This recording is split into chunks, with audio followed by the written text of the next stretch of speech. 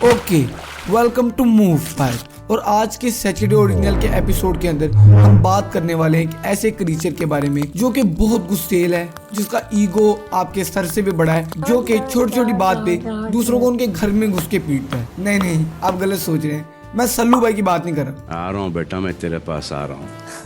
कसम खुदा की तरफ कुत्ता नहीं बना। मैं बात कर रहा हूँ गॉडजिला की। तो मैंने जब से गॉडजिला एक्स कोंग का ट्रेलर देखा तो मैंने सोचा ये काफी ट्रेंडिंग में है, तो हम भी क्यों ना हमारा नए सैटरडे ओरिजिनल की एपिसोड गॉडजिला पे क्यों ना बनाए। तो मैंने सोचा कि हम हमारे अमेरिकन गॉडजिला का कंपैरिजन किस गॉडजिला से करें। बेटे का कंपैरिजन बाप से ही अच्छा लगता। तो मैंने सोचा हम 1954 का गॉडजिला, जो कि पहला गॉडजिला था जिसने जितने भी गॉडजिला हैं उन सबका कॉन्सेप्ट शुरू किया है, मतलब हम कह सकते हैं उनका फादर है, तो उसका कंपैरिजन क्यों ना करें इस गॉडजिला के साथ। मुझे पता आप कहेंगे अनफेयर होगा, लेकिन वीडियो तो मैं बना रहा हूँ तो आप ही कह नहीं सकते। ओके, तो हम इन दोनों का कंपैरिजन करेंगे और बताएंगे कि लड़ाई के अंदर असल बाप कौन है। तो मैंने इस वीडियो को 4 फेज से सोचा है सिंपली, जैसे कि सबसे पहले हम बात करेंगे इनकी स्टोरी के बारे में, फिर हम बात करेंगे इनकी पावर्स के बारे में, फिर फीड्स और एट द एंड बैटल। और वीडियो शुरू करने से पहले मैं आपको बता दूं, अगर आपको नहीं पता कि सैटरडेज ओरिजिनल क्या है, यार ये मैं हर वीडियो में कहता हूँ, आपको नहीं पता होगा क्योंकि मेरे व्यूज ही नहीं है। Okay sorry. तो अगर आपको नहीं पता तो मैंने इस पे पहले 3 एपिसोड बना दिए हैं, तो आप मेरे पिछले 3 एपिसोड जाके देखिए, तो फिर आप मुझे बताएं कि सैटरडे ओरिजिनल क्या है। अब मैं आपसे पूछता हूँ, मैं तंग आ गया हूँ बता के। ओके, अब हम बात करते हैं सबसे पहले स्टोरी के बारे में। सबसे पहले हम शुरू करते हैं गोजीरा की स्टोरी के बारे में। गोजीरा एक मॉन्स्टर है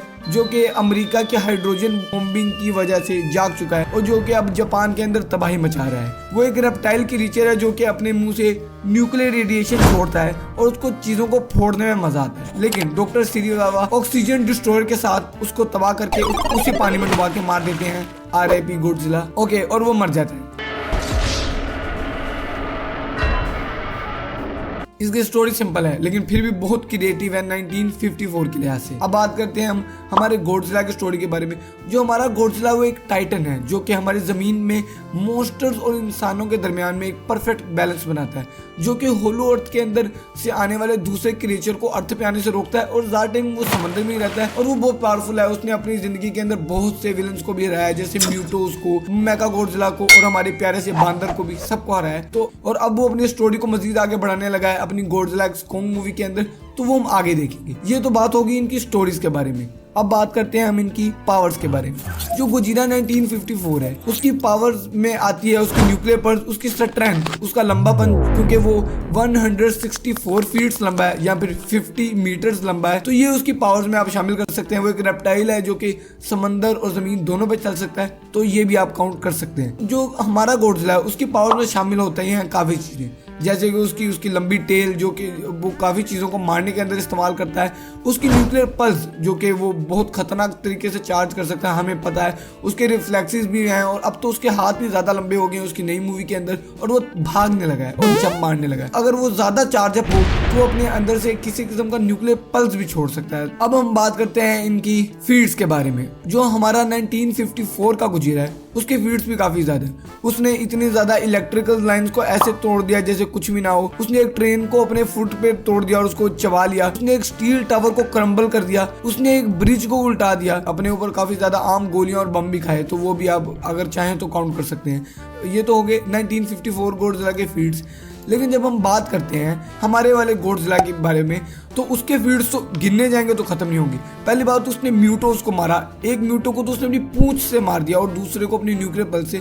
और अगर मैं आपको बता दूं, अगर आपने कॉमिक्स वगैरह नहीं पढ़ी, वैसे पढ़ी तो मैंने नहीं, वैसे अपना ज्ञान पेल रहा हूँ, उसके अंदर जो म्यूटोस होते हैं स्पेशली गॉडजिला किलर्स माने जाते हैं, क्योंकि एक म्यूटो का मकसद ही पैदा होने का एक गॉडजिला को मारना होता है। वो गॉडजिला के अंदर म्यूटो फीमेल अंडे देती है और अंडे देने के बाद जो अंडे होते हैं वो गॉडजिला के अंदर से उसकी न्यूक्लियर एनर्जी खींच लेते हैं जब तक गॉडजिला मर ना जाए, और बाद में उन अंडों में से नए म्यूटोस निकलते हैं जो कि अपना यही काम शुरू करते हैं। तो आप ये सोच सकते हैं कि वो म्यूटोस जो कि गॉडजिला को मारने के लिए बने, हमारे गॉडजिला ने उनको हराया, माना इंसानों की मदद ली। फिर उसके बाद उसने अपने अगले पार्ट के अंदर गिदोरा को हराया, उससे अगले पार्ट के अंदर हमारे बंदर को हराया और बंदर से मदद लेके मेका गॉडजिला को हराया। और ये सब इसके फीड्स हैं, लेकिन इसके फीड्स और भी हैं। समंदर के अंदर बड़ी तेजी से गुजर जाना, जमीन के अंदर अपनी न्यूक्लियर पल्स के अंदर होल कर देना, और जो बर्निंग गॉडजिला था उसकी वजह से तो बिल्डिंग्स वैसे ही पिघल रही। तो ये गॉडजिला काफी खतरनाक है और अब तो जंप भी मारने लगा है। सुपर मारियो में लेना चाहिए इसको।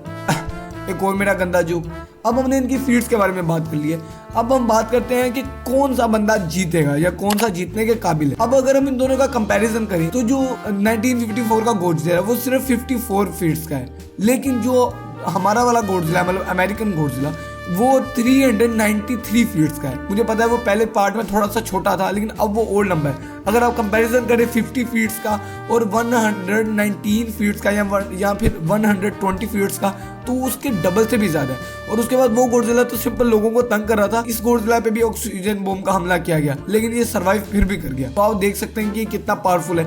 उसके अलावा इसको रिफ्लेक्सिव एक्सपीरियंस अपने मतलब बाप से बहुत ज्यादा है, मतलब बेटा ज्यादा काबिल निकला। ओके, तो अगर हम इन दोनों की अगर कभी फाइट होती भी है तो मुझे नहीं लगता कि किसी भी तरीके से हमारे दद्दू जी जीत सकते हैं, क्योंकि वो दद्दू जी का पद्दू निकाल देगा मार मार के, और यही होगा जो हम सबको पता है। और मुझे बड़ी बुरी तरह से कहना पड़ रहा है कि 1954 का गोजीरा हार चुका है। मुझे कोई बुरा नहीं लग रहा, हारा है तो अब क्या कर सकते हैं, मार तो पड़ी गई है। और मैं सॉरी, मैं हिट नहीं दे रहा, मुझे कमेंट्स में गालियां न देना। और विनर है हमारा अमेरिकन गोडजिला।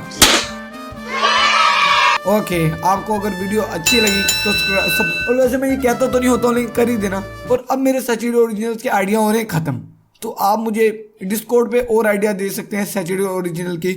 और thank you for watching my video. नहीं, टुमारो का वादा नहीं कर सकता, हो सकता मैं लेट वीडियो डालूं।